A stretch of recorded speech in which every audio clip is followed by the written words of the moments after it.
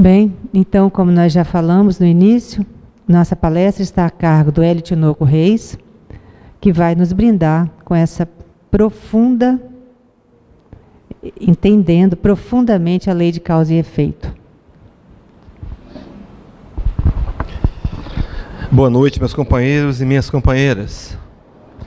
Que a paz do Mestre Jesus possa encher os nossos corações e que a gente possa sair daqui com o coração renovado de esperança, de otimismo, com o desejo sincero de trilhar o caminho do bem e o aprendizado do amor. Que seja uma reunião muito especial para cada um de nós, encarnados e desencarnados. Queria agradecer o convite da casa e começar dizendo sobre o tema, entendendo em profundidade a lei de causa e efeito. Costumo os companheiros que fazem palestras vão me afiançar nesse comentário. A gente, às vezes, faz palestra, antigamente falava que eram de duas maneiras. As casas te ligavam, te convidavam, e muitas casas te propunham um tema. Então, você, em cima do tema proposto pela casa, você desenvolve uma palestra. E havia também aquelas que você observava situações, ou então tinha alguma inspiração, e acabava desenvolvendo por você mesmo e oferecia para as casas. Essa é uma palestra desse tipo. Nós percebemos ao longo da nossa história de espírita que muitos conceitos de lei de causa e efeito, muitos conceitos tidos como de lei de causa e efeito, na realidade não eram verdades espíritas. Então resolvemos fazer um trabalho de pesquisa mais aprofundado para então esclarecer para os companheiros o que é de fato lei de causa e efeito, que foi completada de fato com o advento do Espiritismo. Mas existe um outro tipo de escolha de palestra que eu descobri recentemente. É o tipo por engano, né? A companheira me ligou, lá do grupo espírita, professor Júlio César Grande Ribeiro, e me pediu para falar sobre o livro dos espíritos. E eu entendi, preparei, fui fazer a palestra. Quando eu cheguei lá, eu falei, não, era o livro espírita. Não é? Então a gente acaba fazendo um tema por confusão. Mas, enfim, o tema de hoje é entendendo em profundidade da lei de causa e efeito. É um tema desafiador para a gente, para mim, porque vejam bem, companheiros, além de explicar, os companheiros saírem daqui entendendo, será um entendimento em profundidade. Então eu quero dizer de antemão que a gente não vai conseguir esgotar todo o assunto, mas nesse resumo de 6 minutos, a gente vai com certeza conseguir trazer com clareza esse conceito de lei de causa e efeito. Vamos começar então pelo começo. Paulo de Tarso, vejam Paulo de Tarso, que teria estudado aos pés de Gamaliel, um doutor da lei, que aprendeu o judaísmo, foi um dos poucos homens a terem acesso à universidade nos seus dias, um homem que traz um conceito aprofundado da cultura judaica. E diante do acontecimento no caminho de Damasco, ele se converte ao cristianismo. Fica afastado por 6 anos, num processo de pesquisas e estudos, e ele então começa a se reaproximar num trabalho de divulgação agora do cristianismo. Na carta que ele escreve aos Gálatas, capítulo 6, versículo 7, ele vai dizer assim: não vos enganeis, Deus não se deixa escarnecer, porque tudo aquilo que o homem semear, isso também ceifará. Ainda é o momento de transição na história de Paulo. Ainda é o momento de aprofundamento dos conhecimentos cristãos. E ele está aqui impregnado de muitos conhecimentos do judaísmo ainda. Imagina o que acontece muito com os companheiros que eram cristãos evangélicos e vêm para o espiritismo. Eu me lembro que passei por isso, e quando me pediam para fazer uma prece, de repente eu confundia Jesus com Deus, que era o meu costume daquela época de cristão, né? Evangélico. Talvez Paulo de Tarso também, permeado por essa cultura do judaísmo. E ele usa o termo, ele usa a expressão tudo. Vejam bem, companheiros, será que esse tudo, em que sentido é esse tudo? Nós sabemos hoje que a lei de causa e efeito começa nesse conceito, mas ela vai se concretizar 18 séculos depois. Há muitas informações mais profundas e mais concretas do que apenas esse versículo inicial. Por que esse tudo nos dá a ideia assim, então? Bom, se tudo que eu fizer eu vou receber de volta, não é? Então, se eu ferir com espada serei ferido. Sempre que eu ferir alguém com espada, haverá alguém que deverá me ferir também. Se esse que me feriu, também me feriu de espada, precisa ser ferido por alguém também de espada. Isso não terminaria nunca. Nós estaríamos aí na barbárie ou na selvageria até hoje. Há informações, há questionamentos que são necessários de serem verificados para a gente compreender, então, lei de causa e efeito. E nesse tudo, a gente perguntaria, quais são os conceitos espíritas, então, com relação à lei de causa e efeito? A gente pode pensar que existiria uma relação de proporcionalidade entre a causa e o efeito, entre a ação e a reação, entre o patos e o ergos, numa linguagem grega? Será que a gente poderia pensar também se não haveria uma flexibilização de intensidade? Então, talvez eu pudesse, com uma quantidade menor de resultados, fazer um acerto financeiro, um acerto moral maior do que eu produzi? Será que, nesse processo de questionamento, haveriam atenuantes? Será que a lei de causa e efeito, ela me propõe a ideia de também ter atenuantes? Então vamos lá, vamos começar. Vamos pensar primeiro, coloquei aqui a figura do iceberg, exatamente aquela mesma que o nosso companheiro Eliomar Borgo usa, peguei emprestada com ele, mas não vou trabalhar exatamente como ele faz, mas lá na base do iceberg, nós temos uma área do nosso cérebro, comprovada e trabalhada pela psicologia, pela psiquiatria, chamada inconsciente profundo. Inconsciente profundo. Nesse setor do nosso cérebro, há registros, há lembranças que nós muitas vezes não nos recordamos. O Espiritismo ele vem contribuir para desenvolver a ideia do inconsciente mais profundo. São aquelas lembranças acumuladas, registradas em nós, num banco de dados espiritual, aonde nós trazemos acumulados registros de vidas anteriores. Esses registros somados vão desenvolver e vão formar na gente um banco de dados e um sistema de crenças. Sistema de crenças esses que afetam-nos na atualidade. Então, por exemplo, com relação à lei de causa e efeito, eu trouxe 3 ideias que nós, com certeza, queridos, vivenciamos no passado. Tivemos experiência, tínhamos aqueles fatos como realidade, embora uma realidade temporária e momentânea, mas tínhamos como realidade. E essa informação, talvez inconsciente, esteja nos afetando hoje. A primeira delas, o conceito da dor que purifica.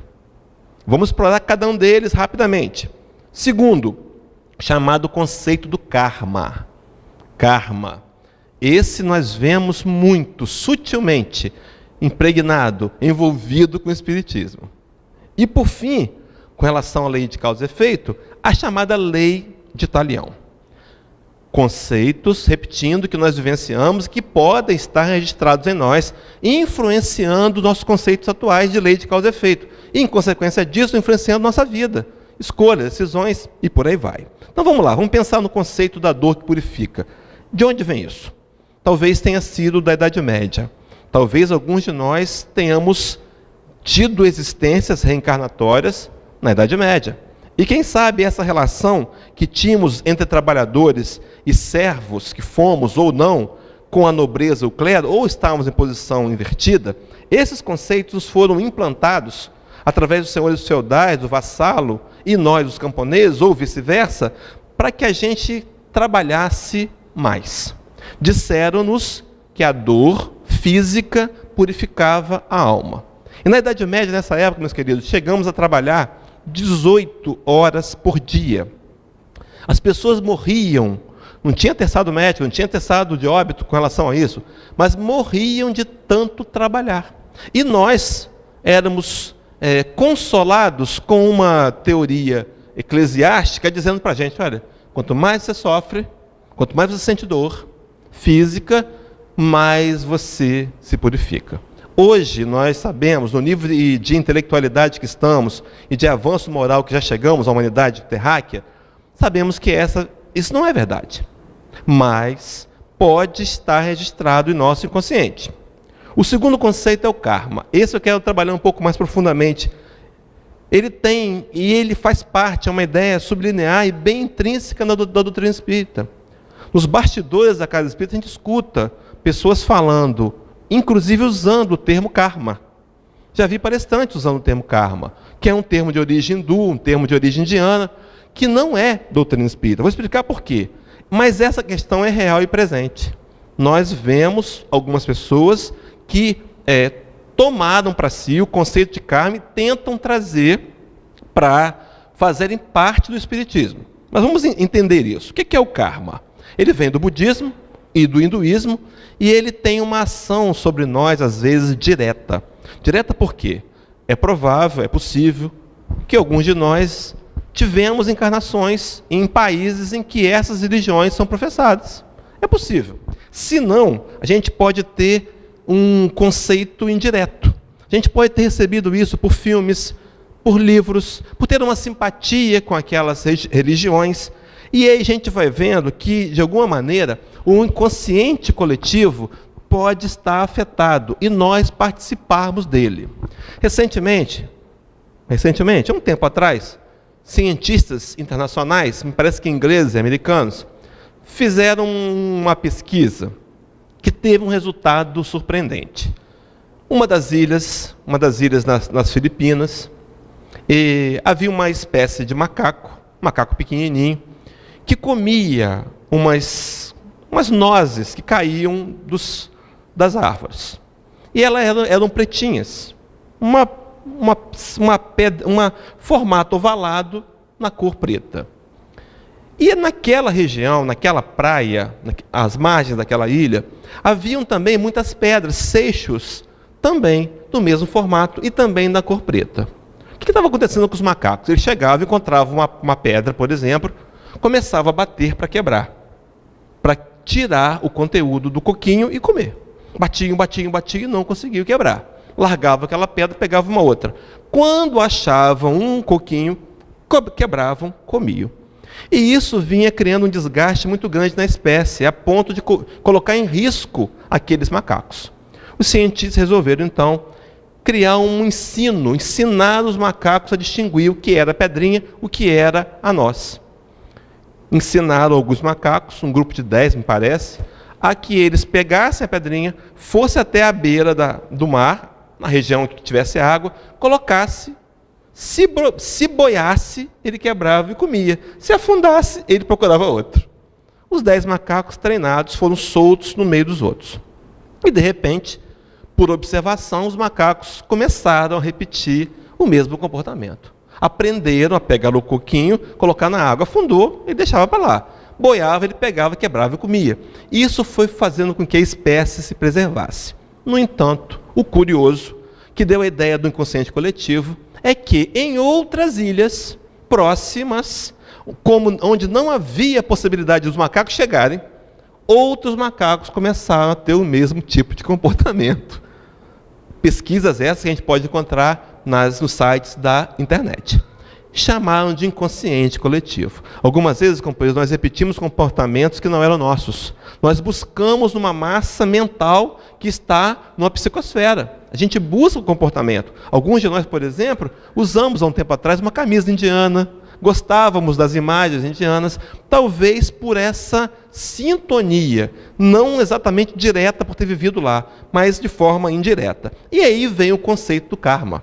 O karma no conceito diz assim, olha que coisa curiosa, companheiros, olha o conceito de karma. Refere-se ao efeito que nossas ações geram em nosso futuro, tanto nesta como em outras vidas. Tem tudo a ver com lei de causa e efeito. E que produzem um inevitável resgate compensatório de dor e sofrimento. Essa é a diferença. No karma, a ideia do karma não adianta você fazer nada.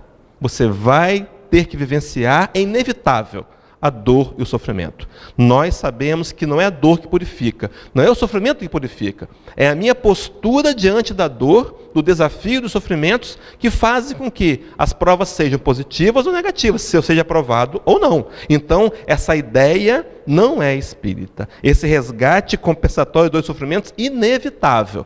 Nós podemos sim, viver na situação que estamos vivendo agora, reverter o quadro. Há possibilidades, vamos ver isso e como fazer. E, por fim, a lei de Talião. A lei de Talião é aquela lei chamada pena de Talião, que vem do latim, lex talionis. Lex é lei e talio é talis, lei do idêntico, lei do tal. Exatamente igual, o chamado olho por olho, dente por dente. Teve origem no Código de Hammurabi, em 1780 a.C., na Babilônia. Moisés, 1500 anos antes de Cristo, não é? Moisés vivenciava esse conceito de legalidade. E é o chamado olho por olho, dente por dente. O conceito, então, consistia na rigorosa reciprocidade do crime e da pena. Como é que era antigamente? Como é que era a barbárie? Né? Alguém nos agredia, nós matávamos a família inteira. Não é? Então, num processo para deter essa questão, foi criado o olho por olho, dente por dente, como sendo um princípio que visava impedir as pessoas fazerem justiça com as próprias mãos. Ou seja, era um anti-barbárie. Evitava a crueldade e a ferocidade. Então a gente compreendeu, e essa lei nós vivenciamos, queridos, várias vezes durante várias encarnações. No entanto, esses conceitos, que fazem parte do nosso passado, chocam-se hoje com o nosso sistema de crenças atuais, especialmente nós espíritas, que temos uma compreensão mais abrangente. Essa construção desse sistema de crenças, observem bem, ele influencia direta em nossos sentimentos e decisões e escolhas. Talvez a gente hoje não tenha um conceito no sentimento correto de Deus, embora intelectualmente compreendamos Deus amor, que não pune, que não castiga. Deus que somente criou as leis e que, à medida que nós nos submetemos a essa lei e nos alinhamos nesse caminho, nós somos felizes. O contrário, somos infelizes. No entanto, intelectualmente, a gente tem um sentimento, tem uma ideia, mas no coração ainda estão os resquícios daquele Deus punidor, castigador. Inconscientemente, nós estamos aborrecidos, algumas vezes com Deus, sem perceber. Esse sistema de crença afeta nossa vida atual. Quantas vezes nós somos um tanto quanto pessimista, um tanto quanto reclamões, mesmo tendo plena consciência de que Jesus está no comando das coisas e que nós precisamos submeter a esse comando de forma voluntária e amorosa. Mas algumas vezes nós nos rebelamos por conta de informações que estão no sistema de crenças. Tudo bem até aqui, companheiros? Estão acompanhando comigo o raciocínio? Então vamos lá. Qual é o conceito, então, espírita de lei de causa e efeito? Eu vou trazer 4 verdades espíritas. Eu quero que os companheiros depois questionem consigo mesmo. Esse vídeo vai para o YouTube, né, Roberto? Passem de novo, releiam os textos, confiram. Não acreditem no que eu estou falando. Investiguem. A diferença hoje que nós temos, a raça humana, é que nós precisamos questionar a informação. Há pouco tempo atrás, quando nós perguntávamos às lideranças eclesiásticas sobre um assunto qualquer, eles diziam assim para a gente: olha, isso é da economia de Deus, isso são os mistérios da fé. E se apoiavam numa passagem de Deuteronômio, capítulo 31, versículo 31, que diz assim: as coisas encobertas são para o Senhor nosso Deus. Mas isso é 1500 anos antes de Cristo. As coisas mudaram. Passaram-se 3.500 anos. Hoje o convite é a fé raciocinada, a lógica. Então tudo que eu vou dizer aqui está com referência. Investiguem. Mas eu quero afiançar para os companheiros que a pesquisa foi extremamente profunda. Vamos então? Podemos começar? Primeira coisa a ser dita com relação à lei de causa e efeito no conceito espírita.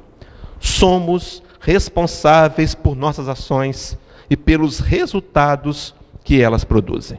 Somos responsáveis. Queridos, talvez uma das 2 grandes verdades práticas do Espiritismo. Primeiro, revela-nos como espíritos imortais. Estamos vivendo uma encarnação, mais uma de milhares que tivemos. Mas nós somos espíritos. Precisamos entender isso. E a segunda, que tem a ver com isso: nós somos responsáveis por aquilo que fazemos.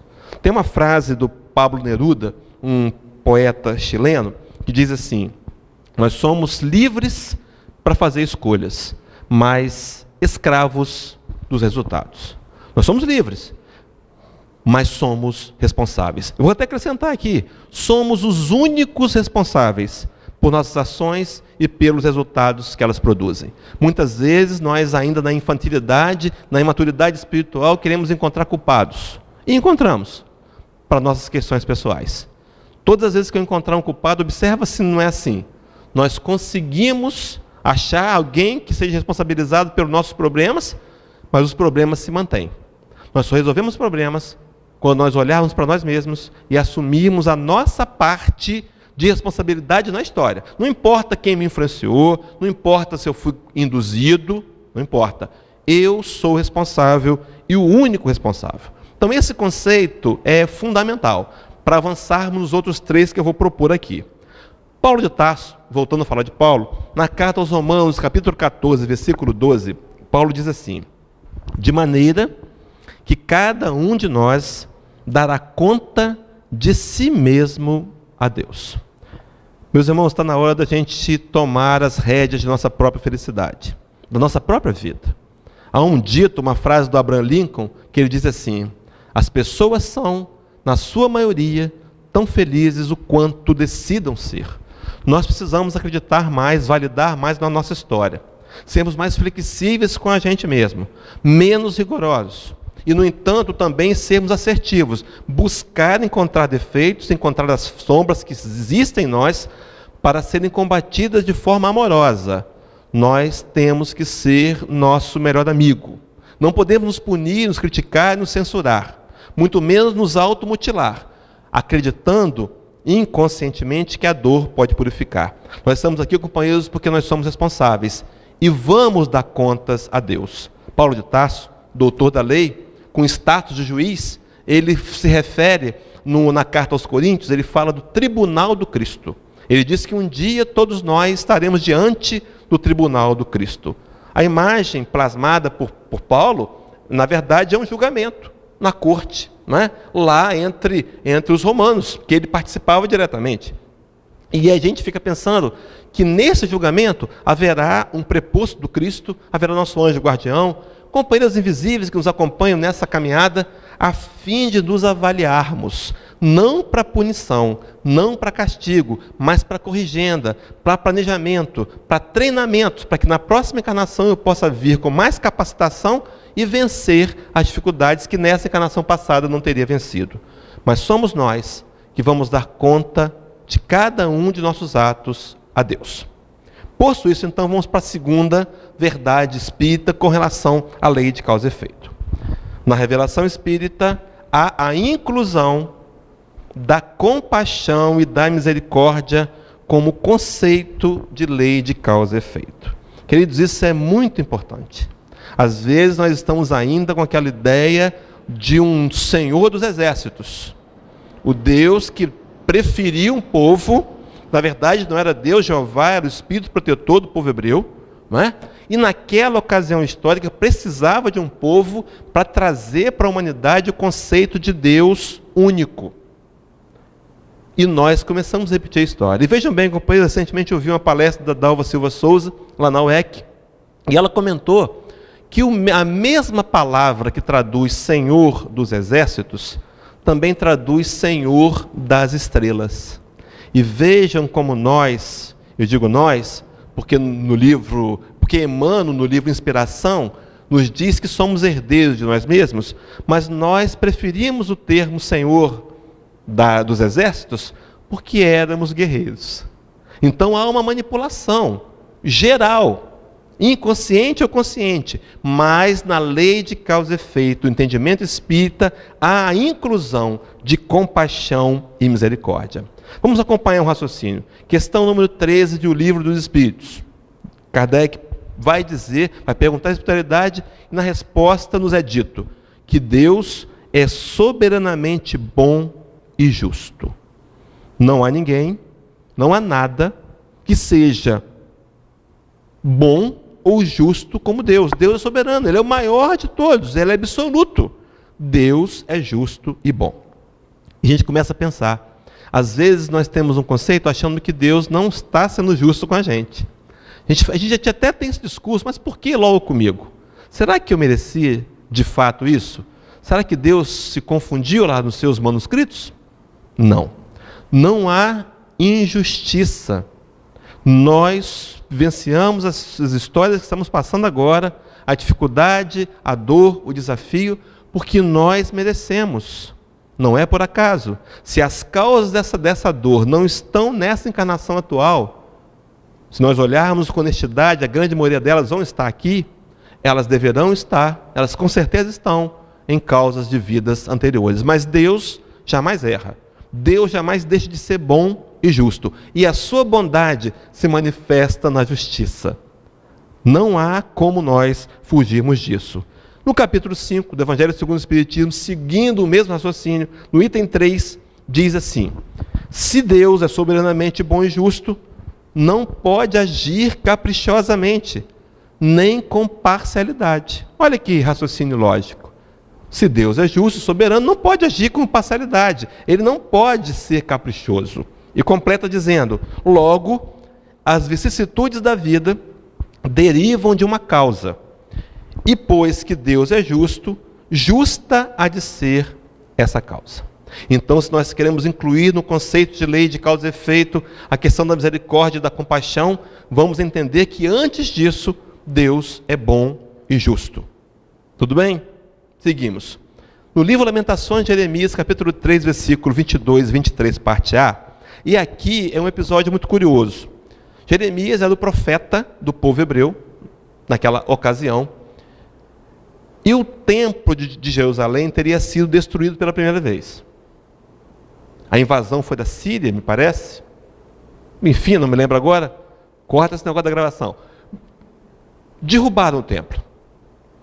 E naquela época, entendia-se que para falar com Deus, além de ter um intermediário físico, que é do profeta, que é o sacerdote, tinha-se que ter também um altar de pedra. Agora estamos com o altar derrubado.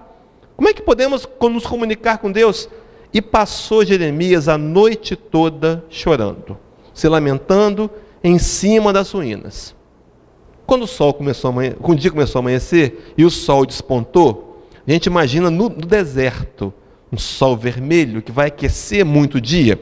Jeremias escreve assim: as misericórdias do Senhor são a causa de não sermos consumidos, porque as suas misericórdias não têm fim, renovam-se a cada manhã. Queridos, o que é algo que não tem fim? A misericórdia de Deus não se acabará nunca. Com esse texto podemos afiançar aos companheiros que a ideia do inferno é mentirosa. O inferno eterno não existe. Foi uma das criações teológicas que nós fizemos para manipular massas. O inferno não existe. Porque as misericórdias de Deus se renovam a cada manhã. E aí, então, a reencarnação começa a mostrar que Deus é de fato justo. Porque Ele vai nos dando infinitas, quantas forem necessárias, oportunidades para nós nos reerguermos na caminhada rumo à perfeição. Então, as dificuldades que eu tenho hoje, queridos, serão vencidas, inevitavelmente. Há uma passagem do Evangelho segundo o Espiritismo, capítulo 12, item 5, que fala dos inimigos desencarnados. Diz lá assim, que o mal é um estágio temporário do homem. Porque assim como a criança se corrige dos seus erros, o homem mau um dia se tornará bom. Nós temos uma predestinação, a felicidade e a perfeição. Caminhamos para isso. E precisamos, se quisermos, de forma consciente, acelerar esse processo de aproximarmos de Deus. É uma busca pessoal. Levaria Allan Kardec a dizer que nós seríamos conhecidos como espíritas verdadeiros se nós nos esforçássemos a domar as más inclinações. Há um processo, estamos nele, de transformação moral e que eu preciso implementar com ações estratégicas. Eu olho, detecto minhas dificuldades, muitas vezes escondidas só no meu íntimo, e eu preciso combatê-las. Se elas estão indo de encontro, estão chocando com a proposta do Evangelho de Jesus. É um trabalho pessoal. O monitor disso seria eu mesmo. Eu que preciso me vigiar, orar, olhar para esses mandamentos e me corrigir. Então a proposta de evolução dessa caminhada moral depende de mim. Mas está envolvido nesse conceito a questão da misericórdia e da compaixão. Mas a misericórdia de Deus guardem isso, não tem fim. Deus não vai se cansar de nenhum de nós. Pelo contrário, Jesus teria dito para a gente que um dia nós seríamos ovelhas de um só rebanho e que nenhuma de suas ovelhas se perderia.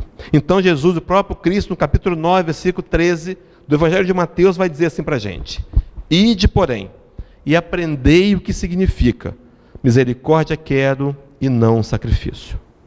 Porque eu não vim para chamar os justos, mas os pecadores ao arrependimento. Queridos, vejam bem a palavra de Jesus, em coerência com o seu discurso inicial, que foi antecedido por João Batista. Arrependei-vos, pois é chegado o reino de Deus. Se a proposta, se o convite é ao arrependimento, porque arrependimento é algo possível. Eu posso me arrepender dos meus erros. E que implicação isso teria se eu me arrependesse das coisas que fiz no passado? Será que esse tipo de comportamento, como a mudança comportamental na atualidade, influenciaria sobre os resultados das ações do passado? Vamos chegar lá. Mas vejam bem, chamar os pecadores ao arrependimento. O que é misericórdia? Conceito de misericórdia, sentimento de caridade, despertado pela infelicidade de outrem. Então Deus é misericordioso. Piedade, compaixão, perdão concedido unicamente por bondade, graça. Aqui, nos conceitos teológicos, nós nos perdemos no passado. Mas dá para compreender que misericórdia, então, é o exercício do perdão divino pelos erros das suas criaturas. Pedro, segunda carta de Pedro, capítulo 3, versículo 9. Os companheiros estão acompanhando comigo? Está muito rápido? Está dando para levar? Vamos lá. Diz assim: não retarda o Senhor a sua promessa, como alguns a julgam demorada. Pelo contrário, Ele é longânimo para convosco, não querendo que nenhum pereça, senão que todos cheguem ao arrependimento. Então nós fomos criados simples e ignorantes, adentramos numa caminhada evolutiva, Deus não cria o mal, nós passamos pelas fieiras da ignorância, cometemos o mal, involuntariamente, algumas vezes voluntariamente, mas Deus espera-nos a todos para o momento que cheguemos ao arrependimento. Ele é longânimo. Longanimidade é a qualidade de dar ao outro além do que ele merece. Olha, esse conceito é forte. Dar além do que eu mereço. Então eu não recebo tudo que mereço? Muitas vezes não. Eu posso receber menos do que eu merecia se estiver linkada à ideia de arrependimento. Mas vamos lá. Ele é longânimo. Mas então esse conceito de lei de causa e efeito, ele tem duas vertentes que nós já percebemos agora. Eu sou responsável.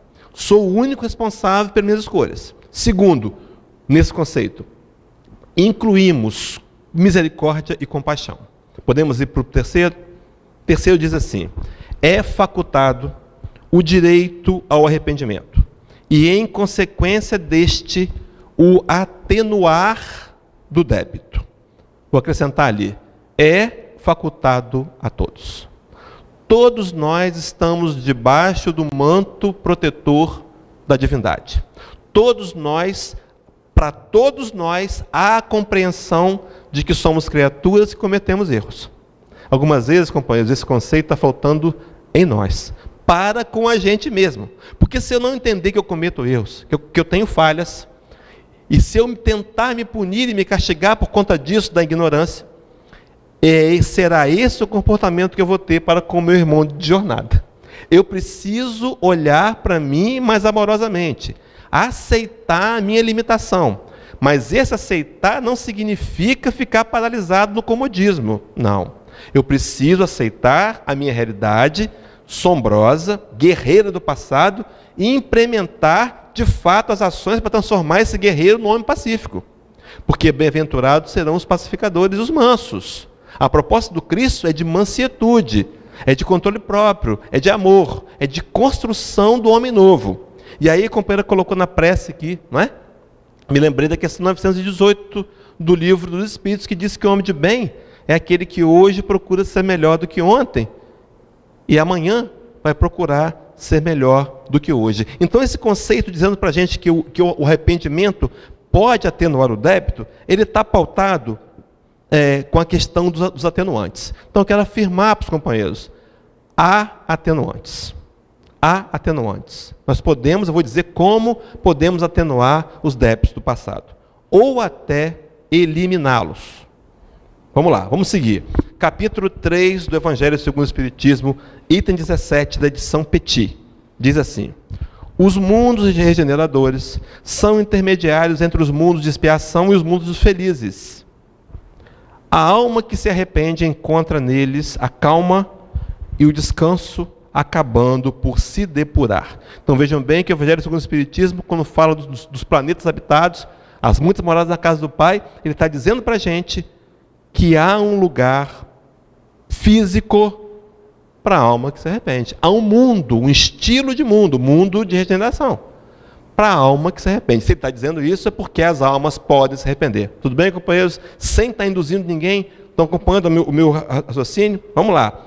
Jesus, no livro de Mateus, capítulo 6, versículo 14, vai dizer assim: porque se perdoares aos homens as suas ofensas, também vosso Pai Celeste vos perdoará. Então Deus perdoa? Deus perdoa a minha história, as minhas ações malévolas, equivocadas ou não? Deus perdoa as minhas ações que provocaram mal nas pessoas? Sim, mas há um condicionamento. Há um condicionante. Deus me perdoará se eu também perdoar aqueles que me ofendem. E os companheiros observam que para perdoar os que nos ofendem é uma atitude prática, é da vida, é no trânsito, é na família, é em casa, é no trabalho. Não adianta querer pedir perdão a Deus se a minha ação não é de perdão, de perdoar o meu próximo. Há um condicionamento, há uma condicionante séria. O arrependimento é fundamental, mas a minha mudança de atitude será ainda mais. Questão 661 do Livro dos Espíritos, talvez seja uma questão bem central com relação ao tema de lei de causa e efeito. Kardec vai perguntar aos espíritos, aos benfeitores espirituais: poderemos utilmente pedir a Deus que perdoe nossas faltas? Olha que pergunta. Kardec sabia o que nós sentimos, companheiros. Ele sabia. Ele é um dos espíritos da codificação, estava na porção dos encarnados, né? Mas era um espírito treinado para fazer perguntas. Se você pegar o Livro dos Espíritos, na edição que tem 1018 perguntas, ou 1019, as perguntas são sequenciais e lógicas. Além disso, Kardec aproveita respostas para fazer novas perguntas, porque ele sabia dos nossos questionamentos. Talvez ele não se lembrasse, mas ele sabia. No seu espírito imortal, ele sabia. E trouxe-nos as perguntas. Vejam que pergunta importante. Então, podemos utilmente pedir a Deus que perdoe nossas faltas? Responde os benfeitores: Deus sabe discernir o bem do mal. A prece não esconde as faltas. Aquele que a Deus pede perdão de suas faltas, só obtém mudando de proceder. As boas ações são a melhor prece. Por isso é que os atos valem mais que as palavras. Então, o perdão das faltas só obtém aquele que muda de procedimento. Se só obtém, o perdão existe. Deus perdoa. Deus perdoa as minhas faltas morais. Tem uma história do Saturnino, está no livro A Vida Escreve, Chico e Valdo Vieira, pelo espírito Hilário Silva. Conta essa história que Saturnino era um homem bom, pertencia à comunidade espírita, lá de Chico Xavier, era um homem dedicado, um bom pai de família, trabalhador, homem honesto. E um dia ele sofreu um acidente de trabalho. O seu braço foi meio que machucado, o antebraço, e um dos dedos ele acabou perdendo nesse acidente, numa máquina. E os companheiros da casa de Chico começaram a questionar: poxa vida, Chico, como é que pode? Saturnino é um homem tão bom, por que ele foi passar por isso? O que aconteceu com ele?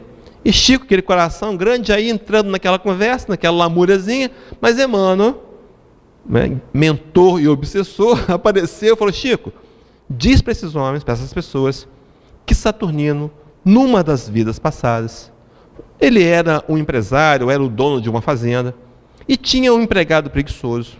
E ele obrigou esse empregado a colocar o antebraço na moenda. Massacrou o braço daquele homem. Saturnino se arrependeu. O espírito que é Saturnino se arrependeu. E pediu na espiritualidade para nessa encarnação ele perder o antebraço, assim como fez com aquele homem. Só que por conta de estar usando as mãos de forma saudável, de forma boa e produtiva para fazer o bem, a espiritualidade permitiu que ele perdesse apenas o dedo. Isso é atenuante. Isso é um atenuante. Tudo bem? Quarta verdade. A experienciação no amor divino, em atitudes honestas do bem maior, amenizam o resgate e podem até dar plena quitação dos débitos. Olha só. A experienciação no amor divino, em atitudes honestas no bem maior. Queridos, se nós, eu sei que isso é utópico, mas se nós, nessa encarnação, aprendêssemos a amar da forma que Jesus ama, acabou. Não precisamos mais encarnar. Ah, mas e os débitos? Acabaram. Não precisa mais. Nós estamos aqui para aprender a amar. Se eu aprender a amar, a nossa lógica não é a lógica da espiritualidade. Não precisamos mais encarnar. Se pudéssemos conseguir aprender a amar como Cristo ama. Claro que estamos num processo longo, distante disso, mas já com um início bem sólido. Hoje já amamos mais do que no passado. Conversava com um companheiro aqui mais cedo e a gente começa a analisar o comportamento da raça humana. Queridos, não faz 100 anos, nós duelávamos. Tinha o duelo. Podíamos matar e não tinha problema nenhum, porque o duelo não inseria-se em crime. Olha só, mudou. Nós evoluímos muito nessa encarnação. Se eu olhar para você, coisas que você fez há 10 anos atrás, você não faz mais hoje. Você não consegue mais fazer hoje. Não é? Porque nós estamos evoluindo moralmente. Mas é preciso que, para que essa atitude honesta no bem maior, seja vivencial. Não é teoria. Não é teorização. Não é negociata com Deus. É coração. É Ele olhar e ver meu coração. Então, aí a gente pode ter plena quitação do débito. Lembra da história de Elias e os profetas de Baal? Está lá em 1 Reis, capítulo 18, de 22 a 40. O que aconteceu? Elias era o profeta e Baal tinha 450 seguidores. E houve um desafio para saber quem era Deus, se era Jeová ou se era Baal. E aí resolveram fazer um altar, né? Um altar, colocar um bezerro, e os profetas de Baal iam orar. Se descesse fogo do céu, Baal era Deus. Se não descesse, Baal não era Deus. E os profetas de Baal fizeram de tudo.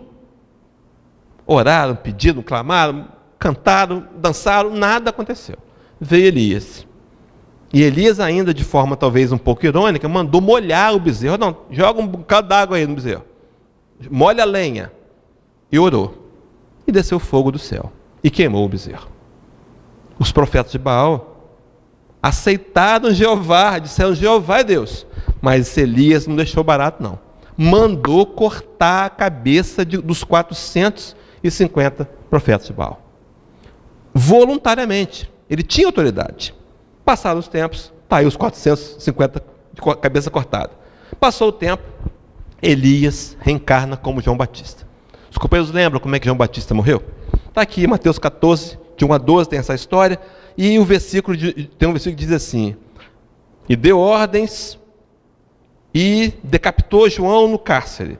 Foi trazida a cabeça num prato e dada à jovem que levou para sua mãe. Não é? A gente sabe que Herodes, a filha de Herodias, dançou para Herodes, e Herodes tinha bebido e disse: olha, pede o que você quiser. Orientado por Herodias, mandou que trouxesse a cabeça de João Batista. Estava preso. Preso porque incomodava, dizia verdades que Herodes não gostava de ouvir. Companheiros, então, Elias perdeu a cabeça. Compensou, perdeu a cabeça. Aí nós perguntamos: deveria Elias ter sido decapitado mais 449 vezes então? Tinha que ser, ele matou 450. Mas não. Simplesmente uma morte foi compensatória. Se a gente pensar então em Adolf Hitler, 6 milhões de judeus. Teria que reencarnar Adolf Hitler e desencarnar numa câmara de gás 6 milhões de vezes? Não. A gente vai perceber então, companheiros, que há um ingrediente da misericórdia e da compaixão, e que nós podemos reverter o quadro e ter até as penas atenuadas. Olha o que diz 1 Pedro 4,8. Acima de tudo, porém, tende amor intenso uns pelos outros, uns para com os outros, porque o amor cobre uma multidão de pecados. Amor intenso. Na outra tradução da Bíblia diz ardente amor. Né? Então você está fazendo uma comida na cozinha, se aproxima muito a mão da panela, sente a quentura, aquilo arde. Amor perceptível, amor no dia a dia, amor na prática, não é da boca para fora não. Amor intenso, porque o amor cobre multidão de pecados. Se nós aprofundarmos nosso nível de amor, nossos erros do passado serão amenizados, atenuados, e muitos deles deixados para lá, porque a função que estamos aqui nessa encarnação é para amar. Em 1 João capítulo 4, versículo 16, a parte B, diz assim: Deus é amor, e aquele que permanece no amor, permanece em Deus e Deus nele. Então Deus é amor. O maior conceito, o melhor conceito de João Evangelista, talvez o melhor conceito até hoje de Deus. Deus é amor. Deus não nos punirá, não nos castigará. Nós é que vamos receber os resultados das ações que praticamos. E quando nós, voluntariamente, honestamente, nos corrigimos, nós afetamos os resultados no mundo espiritual. Os resultados que tínhamos semeado para nós mesmos. Tudo bem, companheiros? Todo mundo me acompanhando? 1 João 4, para poder pular 20 e 21. Primeira carta de João.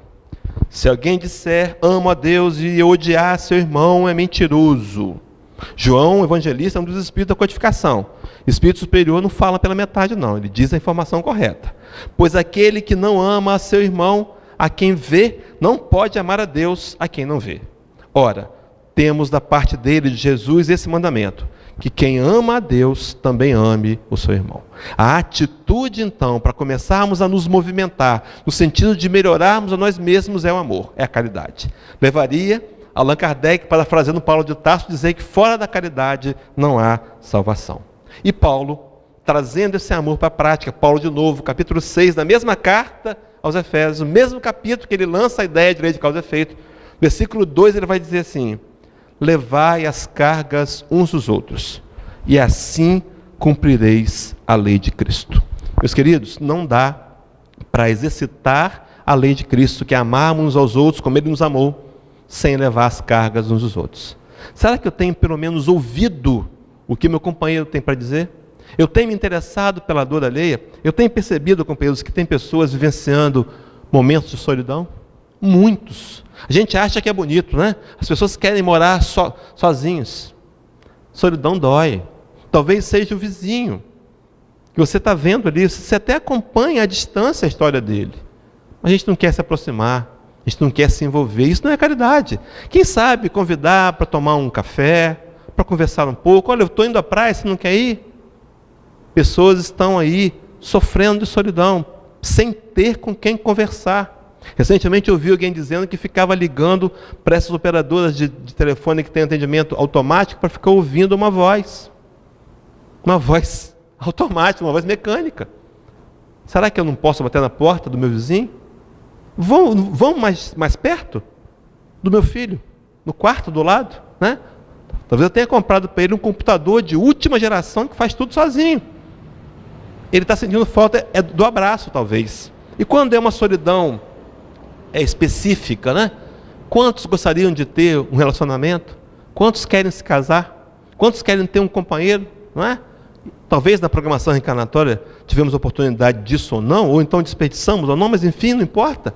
Será que a gente não pode olhar para essas pessoas com mais carinho? Muitas pessoas estão sozinhas, muitas pessoas de sexo, homens e mulheres, sozinhos. Como é que a gente pode fazer, né, para os companheiros se encontrarem, né? A gente viaja por aí, esses dias eu estive em Iuna, e a companheira estava falando, puxa vida, tem dificuldade de arrumar um relacionamento, né? É difícil, as pessoas não querem se comprometer, por que será? Né? Além disso, queridos, e a maternidade? Quantas mulheres queriam ter tido filhos e não tiveram? Estão sofrendo uma dor, e quantos tiveram filhos?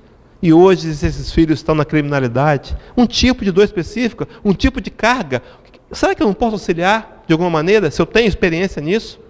Será que eu não posso estender a mão para esses companheiros? Isso é vivenciar o Evangelho.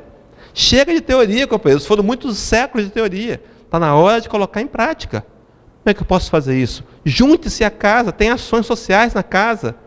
Participe da entrega da cesta básica, dos estudos, faça ação voluntária. Por exemplo, quantos estão doentes, que nós podemos visitar, quantos são cegos de nascença, quantos estão mutilados numa cadeira de rodas, por exemplo, e a gente parece que não percebeu que isso é dor, não é? Levai as cargas uns dos outros e cumprireis a lei do Cristo. Não há cumprimento da lei sem a caridade, não há, senão é teoria. A gente começa a cometer o mesmo erro, lembrando Paulo de Tarso de novo, que dizia que a letra mata. Só a compreensão intelectual do Evangelho nós já sabemos. Todo mundo aqui sabe. É preciso viver, porque o Espírito vivifica. Quantos companheiros na pobreza, quantos sofrendo aí o luto. Nós temos uma informação, nós podemos dizer e consolar uma informação real de que a morte não existe. Quantos estão nas frustrações da vida, do dia a dia, produzindo uma depressão, medos, quantos remorsos que as pessoas carregam, sem perceber que podem se arrepender e voltar atrás e se corrigirem. Quantos estão sentindo culpa, quantos estão vivenciando a vergonha, não é? Por não se aceitarem como são, por se autocriticarem, por não compreenderem que são criaturas especiais e amadas de Jesus. Especiais, você é especial para Jesus, minha irmã. Você também, meu irmão. Especial, cada um de nós. Temos um projeto, somos um projeto único. Um dia você vai ser um Cristo. Um dia você vai ter um planeta para governar. Espera, no momento certo. Mas é preciso que esse Cristo que está em nós comece agora, com a atitude certa, desafiadora. Queridos, não é fácil seguir Jesus, não. Não é fácil. Ele teria dito no Evangelho de Lucas, capítulo 9, versículo 23, ele falou assim: se alguém quiser vir após mim, pode escolher, se quiser, negue-se a si mesmo. Renuncie-se a si mesmo, tome a sua cruz e me siga. Ele estava dizendo que nós temos que continuar na luta para vencer o egoísmo e o orgulho, as chagas da humanidade, que tem destruído o nosso mundo parcialmente. Não vai conseguir destruir tudo, não, mas tem conseguido atrapalhar e muito. Somos nós, uma civilização que esquecemos os menos favorecidos. Quantas vezes, não é? Vivemos e deixamos os marginalizados no seu lugar. Não queremos que eles nos incomodem? Quantas vezes, companheiros, essas dores seriam supridas pelo amor? O que nós precisamos, e essa fala vai para os desencarnados presentes aqui também, o que nós viemos buscar nessa casa é amor. E aqui tem. E Jesus tem amor. E nós temos que ter amor uns pelos outros. A gente passa pela rua pelo companheiro e pergunta: como vai? Ele responde: como vai? E vamos embora. Ninguém quer saber como o outro vai. Para ouvir o seu vizinho. Escuta o que ele tem para dizer. Escuta o que sua esposa tem para dizer. Escuta o que sua mãe idosa tem para dizer. Há uma necessidade, as pessoas querem falar. E quando eu escuto o que ele tem para dizer, às vezes eu vou me lembrar que eu tenho recurso para auxiliá-lo, que ia para o lixo, não é? E que eu posso utilizar em benefício do outro, porque eu dialoguei. Está na hora, companheiros, a gente abrir o coração para esse amor. Por isso, Maria de Nazaré, no livro Boa Nova, capítulo 30, começando a encerrar, ela recebia aqueles transeuntes. Souberam que Maria estava lá em Éfeso, morando com João. E, nossa, Maria está lá. E começaram aquela porção de gente, cheia de dor e dificuldades, visitando Maria. E ela a consolava, sabe como? Ela sentava com eles e contava o Evangelho. Ah, nas margens do Tiberíades Jesus fez isso. Ah, a multiplicação dos pães foi assim. Contava o Evangelho. E no final dizia para aqueles companheiros: tudo passa. Isso passa. Essa dor passa. A dificuldade passa. O que não pode passar, dizia Maria, é a construção do reino de Deus em nós mesmos. Não podemos, companheiros, desistir de nós mesmos. Muitas vezes com lágrimas, mas veja o que diz Jesus. O próprio Jesus, no livro de Apocalipse, capítulo 21, versículo 4. Ele enxugará dos olhos todas as lágrimas. O próprio Jesus, no momento em que eu me arrepender, e que eu avançar para a evolução moral, e que eu conseguir conquistar a capacidade de amar, Ele mesmo, nos enxugará dos olhos as lágrimas. Porque o tempo terá passado, mas nós não podemos passar. Construamos, queridos, no nosso coração, esse desafio de representar o amor de Jesus para aqueles que estão próximos, distantes, ausentes, encarnados, desencarnados.